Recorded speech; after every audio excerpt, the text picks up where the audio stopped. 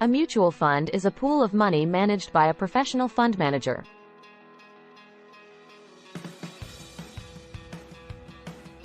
It is a trust that collects money from a number of investors who share a common investment objective and invests the same in equities, bonds, money market instruments, and/or other securities. And the income, gains generated from this collective investment is distributed proportionately amongst the investors after deducting applicable expenses and levies, by calculating a scheme's net asset value, or NAV. Simply put, the money pooled in by a large number of investors is what makes up a mutual fund. Here's a simple way to understand the concept of a mutual fund unit. Let's say that there is a box of 12 chocolates costing 40 rupees. 4 friends decide to buy the same, but they have only 10 rupees each and the shopkeeper only sells by the box. So the friends then decide to pool in 10 rupees each and buy the box of 12 chocolates. Now, based on their contribution, they each receive 3 chocolates or 3 units, if equated with mutual funds.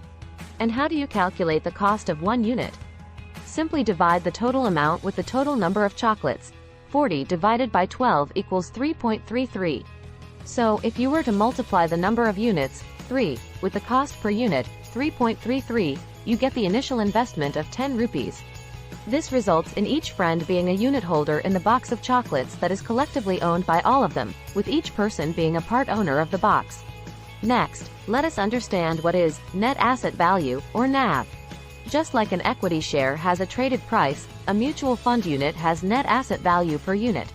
The NAV is the combined market value of the shares, bonds, and securities held by a fund on any particular day, as reduced by permitted expenses and charges. NAV per unit represents the market value of all the units in a mutual fund scheme on a given day, net of all expenses and liabilities plus income accrued, divided by the outstanding number of units in the scheme. Mutual funds are ideal for investors who either lack large sums for investment, or for those who neither have the inclination nor the time to research the market, yet want to grow their wealth. The money collected in mutual funds is invested by professional fund managers in line with the scheme's stated objective. In return, the fund house charges a small fee which is deducted from the investment. The fees charged by mutual funds are regulated and are subject to certain limits specified by the Securities and Exchange Board of India, SEBI. India has one of the highest savings rate globally. This penchant for wealth creation makes it necessary for Indian investors to look beyond the traditionally favored bank FDs and gold towards mutual funds. However, lack of awareness has made mutual funds a less preferred investment avenue. Mutual funds offer multiple product choices for investment across the financial spectrum. As investment goals vary, post-retirement expenses, money for children's education or marriage, house purchase, etc., the products required to achieve these goals vary too. The Indian mutual fund industry offers a plethora of schemes and caters to all types of investor needs. Mutual funds offer an excellent avenue for retail investors to participate and benefit from the uptrends in capital markets. While investing in mutual funds can be beneficial, selecting the right fund can be challenging. Hence, investors should do proper due diligence of the fund and take into consideration the risk-return trade-off and time horizon, or consult a professional investment advisor. Further, in order to reap maximum benefit from mutual fund investments, it is important for investors to diversify across different categories of funds such as equity, debt, and gold. While investors of all categories can invest in securities market on their own, a mutual fund is a better choice for the only reason that all benefits come in a package. A plethora of schemes to choose from. Mutual funds are favored globally for the variety of investment options they offer. There is something for every profile and preference. Chart 1. Risk-return trade-off by mutual fund category. Type of mutual fund schemes. Mutual fund schemes could be open-ended or close-ended, and actively managed or passively managed. Open-ended and closed-end funds.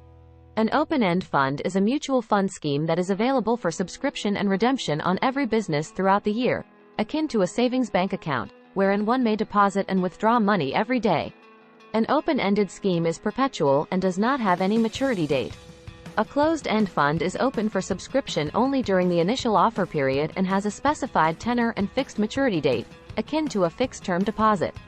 Units of closed-end funds can be redeemed only on maturity, i.e., premature redemption is not permitted.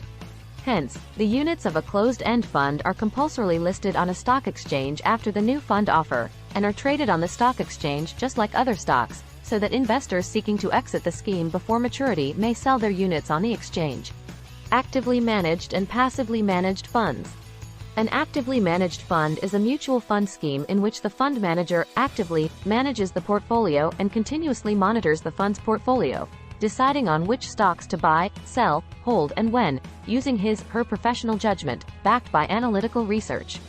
In an active fund, the fund manager's aim is to generate maximum returns and outperform the scheme's benchmark. A passively managed fund, by contrast, simply follows a market index, i.e., in a passive fund, the fund manager remains inactive or passive inasmuch as he/she does not use his/her judgment or discretion to decide as to which stocks to buy, sell, hold, but simply replicates, tracks the scheme's benchmark index in exactly the same proportion. Examples of index funds are an index fund and all exchange-traded funds. In a passive fund, the fund manager's task is to simply replicate the scheme's benchmark index, i.e., generate the same returns as the index, and not to outperform the scheme's benchmark. Thanks for watching.